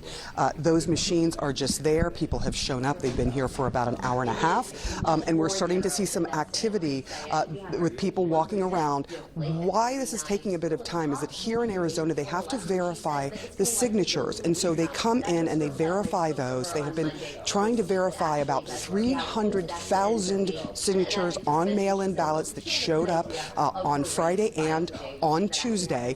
They are getting through those. And as soon as they get those verifications done, they bring those ballots to this area in the tabulation room, and they just start rolling with tabulation. So we're waiting for that to happen. It's supposed to happen literally in the next few minutes, probably going to happen during your show. The Democrats we have spoken with are extremely excited about what they're seeing, but they realize there are still 30% of the vote left to count, and so they are waiting to see what happens. The Republicans concerned, but we're already hearing from one of the Republicans, especially the governor in the governor's race, Carrie Lake, already screaming that there's been fraud, that something has gone wrong with this count, and there were problems, Anderson, but those problems have been fixed. Every vote will be counted, officials say. Anderson? Sarah Seidner, appreciate it. In Georgia, one state elections official says that a runoff is all but certain between the incumbent Senator Raphael Warnock, the first Democrat to hold his seat in 15 years, and his Republican challenger Herschel Walker, former football star backed by President Trump. A runoff would mean the winner of the race and potentially control of the Senate would not be decided for almost a month. CNN's Nick Valencia is in Atlanta with the latest. It does seem, are both campaignings thinking the runoff is inevitable? Yeah, that's right. At this point, it seems inevitable. And though we don't know exactly whether or not they are going to officially declare a runoff today, it seems that for the second consecutive election cycle, Georgia feels like the center of the political universe. And we did just check in with the Secretary of State's office. We know that there are still a small number of ballots still left to be counted, some of those including provisional ballots, but we don't have an exact number as to how many are left to be outstanding. They did tell us last night, though, they are not so quietly already preparing for the likelihood of a runoff. Meanwhile, the Warnock and Walker campaigns, they aren't waiting for that official declaration. They're already making plans to prepare for campaigning this next month. One of the biggest takeaways, Anderson, from Tuesday were the ballot splitters. You had Republican Governor Brian Kemp on the ballot, and he far outperformed Republican Senate challenger Herschel Walker by about 163,000 votes. That's a lot of votes here, and how that's going to factor into this likely runoff on December 6th, I'm sure is concerning to Republicans, even if they're not voicing that just yet publicly. But at least for the next few weeks, Georgia is going to continue to see these political ads as we prepare for the likelihood of a December 6th runoff. Anderson? Nick, appreciate it. Thank you. Wisconsin is another state where the Senate race is too close to call this morning. John Berman is here at the wall with me. Razor thin margin. Yeah, Ron Johnson, the incumbent Republican senator, continues to lead by 31,680 votes with 94% reporting. We haven't had any new numbers reported from Wisconsin for some time. I can show you, though, the very few places in the state that have, less than 90% reporting. The only counties with less than 90% reporting are these counties here. You can see this is a more Republican county, Dunn County at 69%. Ron Johnson leading there. This county, Rock County down here on the border, you can see is more Democratic. Mandela Barnes has there. But the main county where there is still outstanding vote is Milwaukee County, home to the city of Milwaukee. Mandela Barnes has a large lead there, just at 82% reporting, which is why I think CNN hasn't made a projection yet. We want to see how much vote is still left in Milwaukee to count and what that vote looks like. Will it be enough in Milwaukee to close the gap, that 31,000 vote gap? It's a tall order for Mandela Barnes, but we'll see. Watch this space. You go out west, it's really interesting what we're seeing in Nevada and Arizona. Very different depending on the rules there in each state. In Nevada, where Adam Laxalt, the Republican, leads the incumbent, Catherine Cortez Masto, by about 22,000 votes, any ballot that is mailed, as Rosa said, by yesterday and arrives before Saturday will be counted. So we don't know how much vote is left in this state. What we do know is that in Clark County, the most populous county by far, it makes up 75% roughly of the state's vote. Catherine Cortez Masto is ahead by almost 5 points. All the ballots remaining to be counted are mail ballots, which tend to skew more Democratic. So we're waiting for that. Arizona, a little bit different. You have Mark Kelly, the Democrat, ahead there by about 90,000 votes with 69% reporting. You just heard from Sarah Seidner in Maricopa County. This is a county that Joe Biden won, but just by 2 points. So this swings back and forth. It's kind of a 50-50 county. You can see Mark Kelly ahead there. If you're looking for more signs of where vote is in Arizona, as I said, this is the most populous county. The most populous Republican county is Pinal County. You see, though, 90% of the vote is in from here. Blake Masters has a lead of almost 9%, but this was a county that Donald Trump won by 17 points, so maybe Blake Masters is underperforming here. We'll see what the last vote there looks like. And down here in Pima County, which is the second most populous county in the state, you can see Mark Kelly with a large lead, but just 56% reporting. So if you're a Democrat, you're thinking, hey, maybe there's more Democratic vote to come in Arizona. Finally, we'll just mention quickly, Nick Valencia was in Georgia, the one remaining state that we have not called. The issue here, as Nick pointed out, Raphael Warnock, who's ahead, is less than that 50%. If no one gets 50% of the vote plus one, there will be a runoff. There is still some vote remaining, but for instance, we heard from officials in Gwinnett County already. Gwinnett County here reporting 91%. You can see Raphael Warnock with a lead, but what they told us in Gwinnett County, they told CNN all the Election Day vote is counted, all the mail-in vote is counted, all that's left is the provisional ballot and the overseas military vote. So unlikely to change. So you can see why the Secretary of State's office and both campaigns believe there will be a runoff. We've yet to officially make that projection, but watch this space because, Anderson, depending on how this all goes, if you show where everyone's ahead right now, Democrats would need to win a runoff in Georgia to maintain control of the U.S. Senate. John, thanks so much. Coming up, candidates were not the only thing on the ballot. Marijuana, abortion, gun control, break down the key initiative voters weighed in on. Plus, they denied the 2020 results, but voters still back Republicans who will now run their state elections. We break down where. And another January 6th committee member loses their seat. Reaction from Republican Congressman Adam Kinzinger ahead.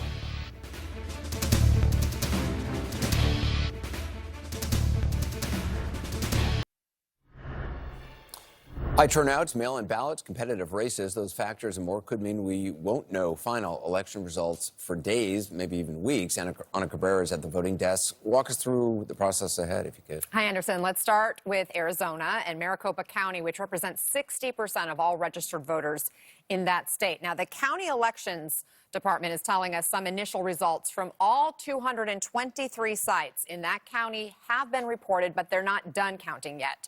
We're told there are still about 300,000 votes left to count in just Maricopa County today, including tens of thousands of early ballots. And we got a sneak peek behind the scenes. Election officials sharing this video and some images of workers processing some of those ballots that were actually dropped off yesterday on Election Day. And we're told this is the signature verification part of the process. They say the next results for Maricopa County will post tonight, and between 95 and 99% of all ballots will be counted by Friday, Anderson. So we still have a couple of days at least to wait. Let's talk about Nevada now. I mean, another state that could decide control of the Senate. Those results may take a while. That's right. In Nevada, this is the first midterm election where they used universal mail-in voting, meaning every voter was sent a ballot. Now, as long as those ballots are postmarked by yesterday, Election Day, they have until Saturday, November 12th, by 5 p.m. local time to arrive and be counted. We also know ballots put in the drop boxes in 3 counties, Clark here, home of Las Vegas, Washoe and Douglas counties. Those ballots weren't counted yesterday. In 2020, we know Clark County and Washoe County went for Biden. Douglas County went for Trump. So a lot to learn there, Anderson. All right, Anna, thanks very much. From coast to coast, voters also weighed in on key ballot initiatives in the midterm elections, include abortion rights, legalizing marijuana. CNN's Harry Enton is at the battleground wall. What do voters decide? Hey, Anderson. So let's talk about abortion first. Abortion rights were on the ballot in a lot of different places. Let's start in Michigan, where, yes, a guaranteed constitutional right to abortion easily won with 56% of the vote. Let's go to a red state, though, Kentucky, where you'll be surprised perhaps to learn that here the no vote, which was, in fact, the pro-abortion rights side, it gets a little bit confusing. The no vote, the pro-abortion side, abortion rights side, won. It won with a little bit more than 52% of the vote. Let's go to another red state. Let's go to Montana. And what we see in Montana is, we haven't called this yet, and this is, again, a little bit confusing. The no side is the pro-abortion rights side, but it is leading right now with 52.4% of the vote. On marijuana, things were a little bit more split. So let's go to a red state. We're going to go to Missouri. And what do we see in Missouri? Here, legalized recreational marijuana. It won with 53% of the vote. Let's go to another red state, though, South Dakota. What do we see there? Well, we saw that recreational marijuana failed there. No won with 53% of the vote. Finally, on gun rights. So we'll go to the state of Oregon, and what do we see in Oregon? Require a permit to buy firearms and ban high-capacity magazines. Right now, we can't call it, and you can see how close it is. So when we think about all these different ballot measures, I think we could sum it up as abortion rights passed overwhelmingly in pretty much all the states. Marijuana was more split. And when it comes to gun rights, well, in Oregon, the verdict's still out, Anderson. All right, Harry, thanks. Several high-profile election deniers running for governor came out on the losing end. How do members of the January 6th committee feel about the results? We'll talk to one. Republican Congressman Adam Kinzinger joins us next.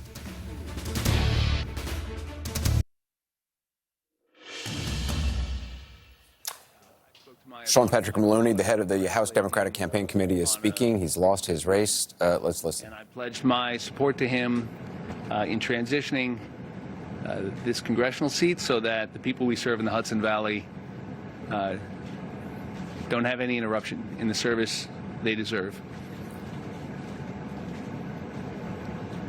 I also just took a call from the president and expressed our appreciation for his leadership on the issues that matter to the American people. And I said to him what I hope every American will see,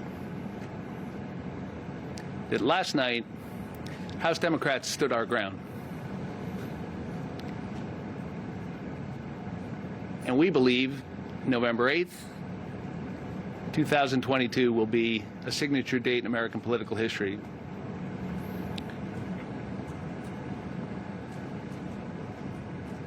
And we hope the high watermark of some of the anger and the division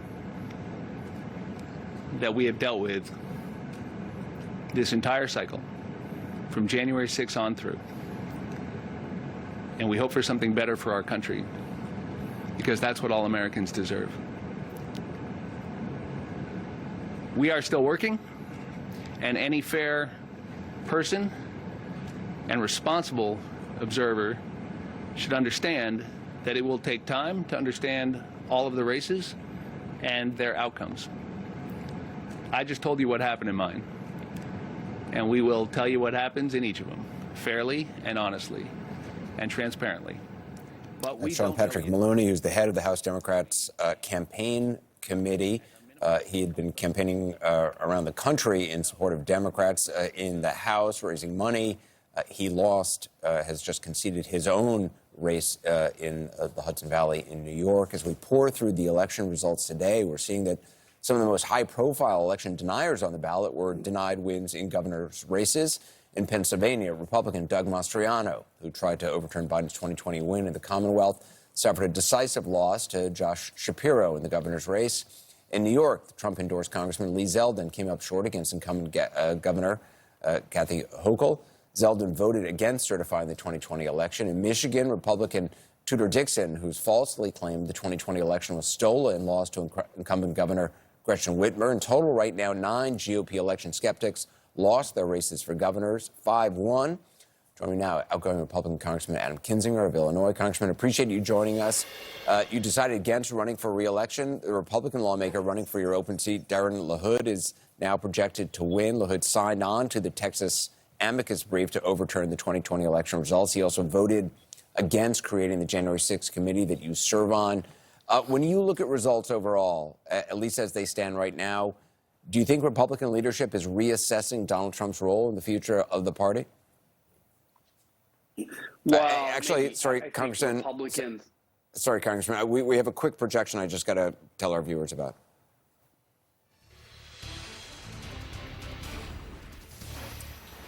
Two-term Republican Senator Ron Johnson has defeated his Democrat opponent, Mandela Barnes, to become the senator for Wisconsin. This has turned out to be one of the year's most competitive races. Johnson, a close ally of former President Trump, is known for a history of controversial statements, including misinformation about the COVID-19 pandemic and false statements about the January 6th Capitol attack. Let's take a look at how this impacts the balance of power in the Senate. This would give Republicans 49 to Democrats 48 in the Senate. CNN's Lucy Kavanaugh is following the race for Wisconsin. Lucy? That's right, Anderson. This was an incredibly close race. The two candidates were neck and neck, with Johnson just edging slightly ahead of Barnes. He was very close to declaring victory last night, effectively calling the race all but over, but waiting, of course, for the final counts to come in this morning. Johnson, was seen as quite vulnerable. In 2016, he had pledged not to run for a third term. He changed his mind in January of this year. Mandela Barnes, is 35-year-old young progressive, the daughter of a teacher and a union worker, the lieutenant governor. He had some popularity, at least amongst the Democratic base, but he did face this relentless barrage of negative advertising, especially painting him as being soft on crime. His supporters accused Johnson and the Republicans of effectively putting on more racist ads. But, the two candidates were very, very close in this election. We have not yet heard from Barnes, and we have not yet heard from Ron Johnson. But I will say it's not all bad news for the Democrats, at least. We did see the Democratic governor, Tony Evers, declaring victory last night. And this is the first time now that Wisconsin, since 1998, is dealing with a split ticket, something that is a rarity in these increasingly partisan times. Anderson? Yeah, Lucy Kavanaugh, appreciate that. I want to check in with John Berman at the Magic Wall. What does it look like there? Yeah, so you can see Ron Johnson, still with that 31,000 vote lead, but CNN now projects he will win. He's had a lot of close races. He's been elected now to a third term in Wisconsin. You can see the margin this time. Let's look back at 2016 there. He won that race by 100,000, also pretty tight. So getting closer. Democrats are getting closer, but unable to unseat this incumbent that they've wanted to for some time. As you just heard from Lucy Kavanaugh, the Democrats did win the governor's race here. You can see the difference. Tony Evers won by 84,000. Tony Evers won by 84,000 votes, the Democrats there. But in the Senate race, it is Ron Johnson, the Republican, ahead by 30,000. Can I show you what this means in terms of the balance of power? I want to go to the battle for control of the U.S. Senate now. You can see right here, Wisconsin is now red. That gives Republicans 49 seats. They need 51 to control. We've been telling you about these three races. Well, Georgia looks like it's going to a runoff. We won't have any answer there. Right now, the Democrat Mark Kelly is leading in Arizona. And right now, The Republican Adam Laxalt is leading in Nevada. So that would mean that this state right here, Georgia, the runoff, will determine control of the U.S. Senate if these two races hold. I'll just show you, obviously, what happens if Nevada, if Catherine Cortez Masto is able to maintain control of that and Mark Kelly to win in Arizona. The runoff wouldn't matter in Georgia in terms of control there. And just to state the obvious, if Republicans were able to win both Nevada and Arizona, which is still possible, anything is possible out there, they would control the U.S. Senate without the runoff in Georgia, which looks like it will take place, Anderson, 1 month from now. All right, John Berman, appreciate it. Thanks. We're going to take a short break. When we come back, we'll talk to Congressman Adam Kinzinger about what all of this means for the race in 2024 and whether or not the Republican Party will begin to distance itself finally from the former president.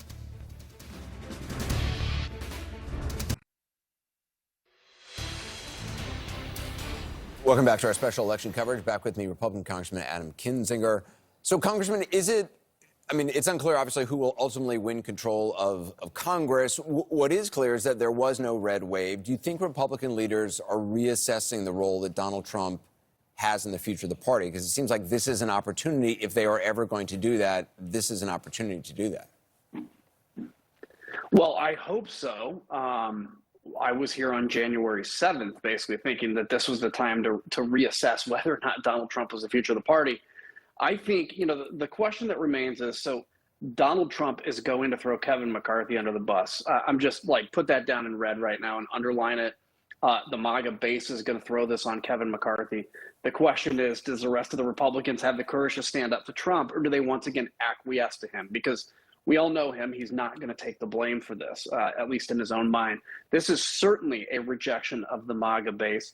It's also a huge message that candidate quality matters. And I think in Wisconsin, look, this is a message to Democrats. I think a moderate Democrat would have crushed Ron Johnson in Wisconsin because he is one of the more disliked Republican senators. Close race, but I think a moderate could have done that. Governor Ron DeSantis obviously won big in Florida, including getting a lot of Latino votes. Do you see him as the future Republican of the Republican Party? Yeah, well, I don't, but I think, certainly he's probably in the lead right now, kind of in a bit of a front runner status. Again, I think what we're going to see over the next week is, how does Donald Trump pivot from this? Because he's certainly not going to take his loss. He's going to try to throw DeSantis under the bus. He's certainly going to go after McCarthy. And if he's able to do that successfully, and he has been over the last number of times, then again, Ron DeSantis is going to have a kind of a short-lived victory here. I think it's important, though. This is not, Ron DeSantis winning big was huge, and congratulations to him. It's not necessarily a message that we saw last night, though, that the rest of the country wants necessarily Ron DeSantis type, leadership, I'll call it. I think he has a real opportunity to take the Republican nomination to win the presidency, but it's not going to be kind of this in-your-face thing that we've seen from Donald Trump. This is what we saw last night. There's really a warning to the White House as well in these votes. We've heard, word from the White House say there's a sense of vindication, I think was the word that one source in the White House used. How do you view how the White House should handle what happened moving forward? What is the lesson for the White House? What is the lesson for the Republicans? Yeah, I think there's no doubt last night was way better than what the White House expected. It's way better than what history ever points to. And I think they should feel good about what happened last night. Look, for all the hits that people, hit Joe Biden with, he's had a lot of victories, and last night was one of those. But I think the reality is, you still have, this cannot be a lesson to Democrats that we don't have to address inflation. We don't have to address crime. We don't have to talk about the border. That's not the case. I think a lot of these candidates won despite that still being a big issue. And looking forward to 2024, that's going to be important. Now, what'll be interesting, Anderson, is if there's just a very, very slim Republican majority in the House of Representatives. This is way out of left field, but there is a possibility then, if you can get two Republicans, for instance, to vote for a certain candidate and get the Democrats to vote for a moderate Republican type speaker, you could have a really interesting Speaker of the House race. I'm not predicting it. I'm just throwing that in people's ears that if it's that tight, you could do something pretty unusual in that. As you know, one of your colleagues on the January 6th committee, fellow military veteran, Democrat Elaine Luria, projected to lose her re-election bid in Virginia. I'm wondering what your reaction to that is. Obviously, the same thing happened to Congresswoman Liz Cheney in her primary this summer. Yeah, I mean, Elaine will be the best to tell if the January 6th committee had any impact on that. I'll say this about her. Look, it's she's a fellow veteran. It's been great working with her. She's somebody that genuinely cares for her country. We ran one of the last hearings together, and I'm sad for the country that she lost. At the same time, look, she stood up for the right thing. Very few people ever get an opportunity to actually stand up for the right thing. Even fewer actually do it. She gets to look in the mirror, and I'll tell you, there's no victory, no loss, no anything that I think can compare to either the shame of having to look in the mirror and know that you went along with lies, or the pride of being able to look in the mirror and say that you stood alone. And I think she can take that pride home. Assuming the former president announces he's going to run, there was reporting he might announce that next week. What happens then in the Republican Party? I mean, what is that? What are the ripple effects of that immediately? This is $1 million question. There is a small possibility that if he makes that announcement, somebody like a Ron DeSantis or even Mike Pence or whatever could jump in, and you could have a real battle, for the soul of the party.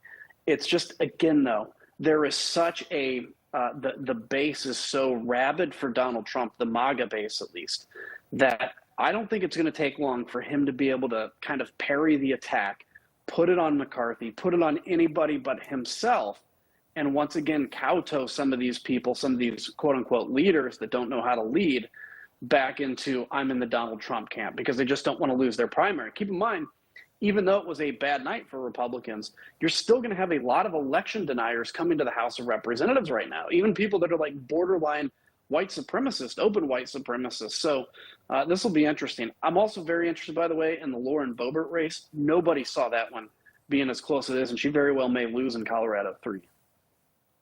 Congressman Adam Kinzinger, really appreciate your time. Thank you so much. We have several CNN projections. Florida Democrat Jared Moskowitz has defeated Republican Joe Budd to become the representative for Florida's 23rd district. That is a Democratic hold. In Indiana, Democrat Frank Mervyn has defeated his Republican opponent, Jennifer Ruth Green. Another seat Democrats will keep. And finally, New York Republican Nicholas LaLota has held that seat for the GOP, defeating his Democratic opponent, Bridget Fleming. That race held in a newly redrawn district. President Biden expected to speak later today as CNN learns the White House is cautiously optimistic about where things might be headed. We'll talk about that next.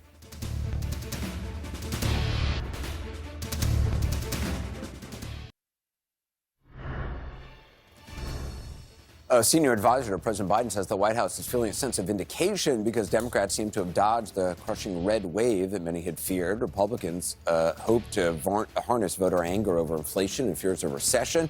For Democrats, no stakes were higher than the Senate race in Pennsylvania. Democrat John Fetterman defeated Mehmet Oz, flipped the seat from Republican hands. That means Democrats may be able to hold on to the Senate.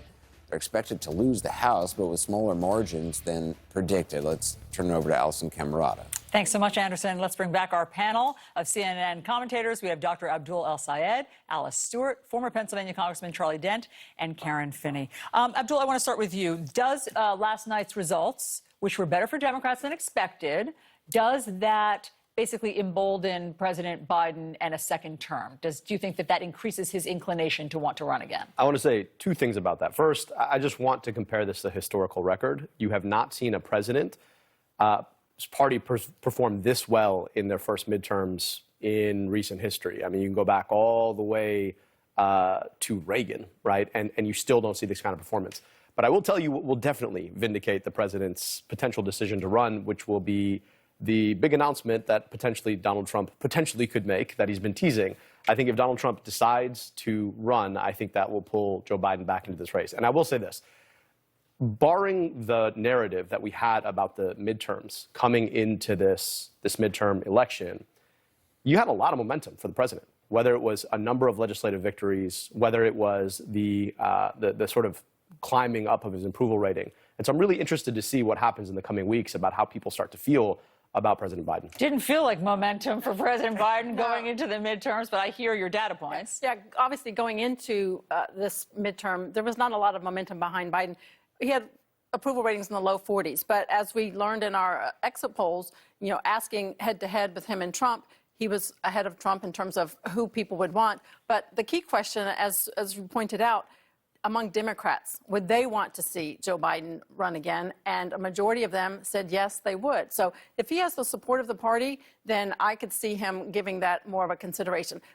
On the flip side, Donald Trump is bleeding support from the Republican Party. As these numbers came in last night, I'm getting texts and messages from key Republican donors saying Donald Trump is an anchor on this party. It is time to turn the page. He has lost the House and the Senate, and we're losing key races and key Republican donors. And these are not Trump haters. These are Trump allies that are saying it's time for Republicans to move on and move on to someone who is not an election denier, not looking at the past. And they're also putting pressure on the RNC to make sure that we put Donald Trump in the rearview mirror. Karen, here's the exit poll on how all respondents, both parties, said about, do you want President Biden to run for president again in 2024? Yes, 30%, no, 67%. As a Democrat, what do you want to see? I want him to do whatever he wants to do, and I think he earned that, right? I think we need to shut down all of the, within my own party, hand-wringing about Joe Biden, legislative accomplishments, breaking with history. Like, let the man do his job and stay out of it. Like, stop second guessing, right? As we said before, the Biden coalition showed up. And that is a huge accomplishment for our party, because if we can keep those voters engaged, that is momentum going into 2024, no matter who our nominee is. Charlie, our reporting is that the White House is feeling vindicated today about their closing argument, which was democracy. And it seems like many people did vote on the future of democracy. Yeah, they should take a little bit of a victory lap. When you win, you know, you're right. So, and he can make that case, because it appears a lot of the election deniers are lost their races or are losing their races right now. So he should feel good about that. And that, you know, I think I agree, too, on the abortion issue, that I think that I always felt that was going to have a mitigating impact on Democratic losses, more now than I thought. But democracy, abortion certainly played a role in this. And he should take the victory lap on whether or not he wants to be president again. You know, implicit in his message, I thought, when he ran last time, is that he would be a transitional figure to the next generation Democratic leadership. A lot of people thought that, felt that, but he didn't explicitly say that. I know, I said it was implicit. But it's also important to remember, a win is a win. You know, we would certainly have loved to have won by 15, 20 points to gain the House if that's the direction of these votes, but I'll take a win. Meaning even if it's smaller, it looks like Republicans at this hour are poised to still take the House. We'll see. Well, and that's going to, I think, for both sides, that should tell nobody really got a mandate. Democracy maybe got a mandate. And what was interesting during this election, you didn't see any Republicans running on their bipartisan accomplishments. Lots of Democrats did. So I hope part of the message we all take away, I know this is going to sound a bit naive, but I'll just say it anyway, is actually the people want you to work together to get something done for them, because it's about them, not you. Yes, most people do. Not the loudest people, but most people, it turns out, most Americans do. Abortion was actually on the ballot in at least 5 states, and abortion rights won on the ballot. So Michigan, California, Vermont, and Kentucky voted to keep abortion rights in their state constitutions. I think it's too early to call Montana. But also, I think this is interesting in terms of the exit polling. Inflation was at 31%. This is of total respondents. Abortion was number 2 at 27%, Karen. That is more than pre-election polling suggested in terms of a motivating factor. Again, I'm going to tell you, the internal research that I've been looking at for 2 years has shown that was what was going to happen. And I'm so proud that our party stood firm against all the naysayers, especially those in my own party who were, you know, saying it's not going to be just about abortion. No candidate just ran on abortion, but they understood that women understand this is a fundamental freedom to decide your life, your future. And again, I think it is a reminder to us about polls. and really making sure that we are asking the right questions of when we do polling. And Karen, to your point, abortion isn't even just about abortion. Abortion is about the economy. Abortion is about healthcare. Abortion is about fundamental rights and who gets to decide them. And I think the fact that it is such a cross-cutting issue, abortion has a mandate. And I also want to comment, this is a pretty big smackdown for the Supreme Court. And I'm interested to see how court politics start to change. Right, because you had the court make a major change to American life, and then the voters came out and said, nah, not in our states. And so I'm really interested to see how Democrats in particular start to pivot around court politics in a way that we have not in the past. And I'm also interested to see if Republicans, as they get back control, if they will go back to try and see some type of federal legislation on abortion. I think that is a mistake. I fought really, really hard for many years on overturning Roe v. Wade, but the caveat was to put this back in the power of the states. And I think states should be the ones to make this decision. But do you think Senator Lindsey Graham backs off on his plan for a 15-week abortion ban? I mean, do you see that? Is there a message that they will take from this, or will they press ahead? The key thing is to make sure there are some limits on abortion. You know, there are some Democrats that have very few limits on it, and the key is to make sure there are some limits. But we do not need to go back to a federal ban or a national ban on this and keep it in the hands of the state. But I'll say I'm impressed with the Gen Z vote coming out in full force. They were a big factor in abortion being a key issue because it strongly impacts them. And they realize I can go to the polls and I can make a difference. Republicans have to figure out that, at least in my polling when I ran, about 30% of Republicans self-identified as wanting to keep abortion legal under most circumstances. Republicans are losing voters over this.